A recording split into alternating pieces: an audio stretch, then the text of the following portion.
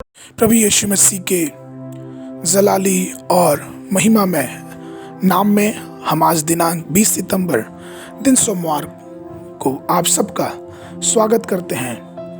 आज के दिन का विषय है वह समृद्ध होगा। वह समृद्ध होगा। यशायाह नबी की पुस्तक उसका 32 अध्याय और उसके 15वें पद में यशायाह इस प्रकार से कहता है, जब तक आत्मा ऊपर से हम पर उड़ेला ना जाए और जंगल फलदायक बारी न बन जाए।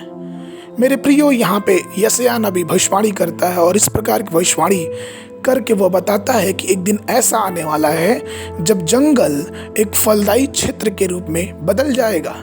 यह एक प्रतिज्ञा है मेरे प्रियो परमेश्वर की तरफ से। परमेश्वर हमें यह बताना चाहता है कि वो ईश्वर है जो सूखे रेगिस्तान में हरी घास को उगा सकता है। वह रेगिस्तान में बालुओं की जगह हरी घास की मैदान को तैयार कर सकता है, क्योंकि उसी ने सारी सृष्टि की है। वह जो कुछ करना चाहे उसे कोई रोक नहीं सकता, क्योंकि वो महान है, वो सर्वशक्तिमान है। हो सकता है कि आज आप कर्ज में डूबे हों, विपत्तियों से घिरे हुए हों, परेशानियों से घिरे हों, लेकिन आप हमेशा इस बात को याद रखें कि वो परमेश्वर है जो समृद्धि देने वाला परमेश्वर है। वो परमेश्वर है जब वो स्वर्ग की आशीषें, स्वर्ग की खिड़कियां खोल के हम मनुष्यों पे आशीषें देने के लिए तैयार है। आप ये भी याद रखें कि वो परमेश्वर हमारा छुटकारे का परमेश्वर है और ये दिन आपके लिए छुटकारे का दिन है।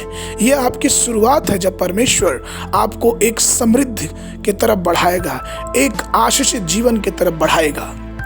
मेरे प्रियो, मैं आज के दिन फिर से अपने पिता की गवाही पास्टर सैम जबुदाई के बारे में बताना चाहूँगा। जब उनके दिन मुश्किलों से होकर गुजर रहे थे, जब वो परेशानियों से घिरे हुए थे, फाइनेंशियल बहुत क्राइसिस चल रही थी उनके जीवन में, तब उन दिनों की बात है, उन्होंने अपने घर में उपवास प्रार्थना करने की ठानी और उन्होंने एक पासवान को अपने घर में बुलाया उपवास प्रार्थना के लिए। वो दिन थे जब उनका जो जीवन था वो जंगल के समान भरा पूरा था। जब वो जीवन था जो उनके जीवन का जो जमीन थी वो रेगिस्तान के समान उपजाऊ जमीन नहीं थी। लेकिन मेरे प्रियो, मैं आपको बताना चाहूँगा, उस दिन उपवास प्रार्थना के बाद उस पासवान ने, उस प्रभु के दास ने मेरे पिता को आशीर्वाद दिया और वो उस आशीर्वाद पे मेरे पिता ने उस आशीर्वाद के वचनों पर विश्वास किया और उस दिन से परमेश्वर की आशीषों को उन्होंने अपने जीवन में देखा। उन्होंने ये देखा कि किस प्रकार से उनका जो जीवन, जो जंगल रूपी जीवन है, वो फलदायी वृक्षों से भर गया है। उन्होंने देखा उस उपवास प्रार्थना के बाद कि किस प्रकार से उनका जो रेगिस्तान रूपी जीवन था वो किस प्रकार से आशीषों में भर गया है और किस प्रकार से आध्यात्मिक जीवन में परमेश्वर की आत्मा उन्हें दान और वरदानों से भरती जा रही है। यशायाह नबी की पुस्तक उसका 35 और उसके पहले और दूसरे पद में सचमुच में प्रियो यशायाह इस प्रकार से कहता है कि जंगल और निर्जल देश प्रफुल्लित होंगे, मरुभूमि मगन होकर केसर के समान फूलेगी। वो अत्यंत प्रफुल्लित होगी और आनंद के साथ जय जयकार करेगी।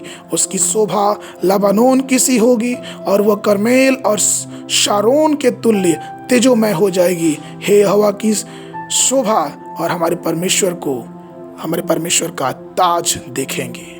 मेरे प्रियो, सचमुच में मेरे प्रियो, अगर हम परमेश्वर पे अपनी आंखों लगाए रखेंगे, अगर हम परमेश्वर की ओर देखते रहेंगे तो हम उसकी समृद्धि को, हम उसकी आत्मा के दान और वरदानों को भी देखने पाएंगे। और इसी रीति में नीति वचन का लिखने वाला भी लोगों को जो परमेश्वर भरोसा करते हैं उनको 3 अलग अलग भागों में बांटा है कि किस प्रकार के लोगों को, किस समूह के लोगों को परमेश्वर अपनी समृद्धि से भरता है। पहला जो समूह है वो पाया जाता है नीति वचन की पुस्तक उसका 28 और उसके 25 पद में, जहाँ पे नीति वचन का लिखने वाला ये कहता है, जो यहोवा पर भरोसा रखता है वो हिष्ट पुष्ट हो जाता है।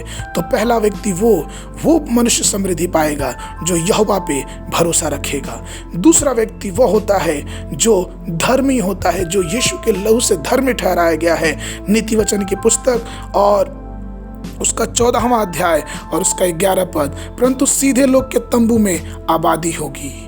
इसका मतलब कि जब हम धर्मी हैं, जब हम सिधाई खराई से चलते हैं, तो ईश्वर की समृद्धि हमारे जीवनों पे वास करती है। और तीसरे समूह के लोग वे हैं जो मन से उदार हैं। नीति वचन की पुस्तक उसका 11 उसके 25 पद में, उदार प्राणी हिष्ट और पुष्ट हो जाता है। मेरे प्रियो, हमें भी स्वाभाविक रूप से हमें ये पता है कि जहाँ पानी रहता है और जहाँ हर प्रकार की वर्षाएं होती है, वहाँ के वृक्ष हमेशा हरे भरे रहते हैं। लेकिन हमारा परमेश्वर ऐसा परमेश्वर है जो रेगिस्तान को भी हरियाली में बदल देगा, उस वीरान जगह को भी वो उपजाऊ जमीन में बदल देगा, क्योंकि वो हमारा वृद्धि, वो हमारा समृद्धि, वो हमारा परमेश्वर जो एक अलग चमत्कार करने वाला परमेश्वर हमें समृद्धि की ओर बढ़ाना चाहता है। और वो हमें चाहता है कि हम भरपूर रीति से एक समृद्धि को प्राप्त करें। मसीह में मेरे प्यारे लोगों, आप अपने हृदय पे विश्वास करिए, दिल को थामिए, क्योंकि वो समय आ गया है कि परमेश्वर हमें एक समृद्धि की तरफ आगे लेके जाए। आज के मनन के लिए जो पद है वो पाया जाता है भजन संगीता उसका 92 और उसका 12 और 13 पद। धर्मी लोग खजूर के समान फूलेंगे और फलेंगे और लबानोन के देवदार के समान बढ़ते रहेंगे। वे यहोवा के भवन में रोपे जाकर हमारे परमेश्वर के आंगनों में फूलेंगे फलेंगे। आज दिन में बाइबल पढ़ने का जो वृत्तांत है, सुबह में सबोपदेशक की पुस्तक उसका 4 से 6 अध्याय तक, और संध्या के समय दूसरा कुरिन्थियों की पुस्तक उसका अध्याय 12। परमेश्वर आप सबको आशीष देवे।